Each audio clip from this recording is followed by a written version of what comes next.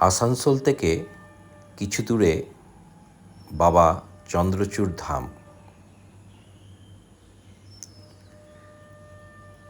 প্রসিদ্ধ শিবালয়। এখানে অনেক দর্শনার্থীর ভিড় হয়। পরিবেশ খুবই শান্ত এবং দেখতেও ভালো লাগে। বেরিয়ে পড়েছিলাম, দেখা হলো নন্দী মহারাজের সাথে। খুব সুন্দর, তোমাদের দেখলে অবশ্যই ভালো লাগবে।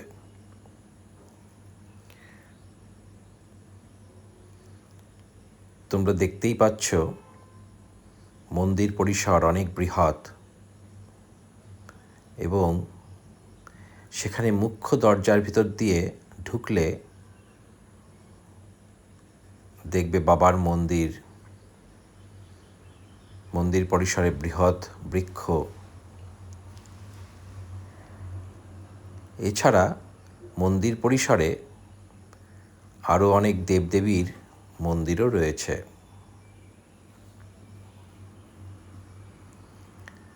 মন্দির পরিসরে 7 ঘোড়া আছে। আমাদের মতে বলে 7 ঘোড়া, 7 দিন, 7 রং আর 7 চক্র। তোমরা আসানসোলে এলে অবশ্যই এখানে এসো, খুব ভালো লাগবে।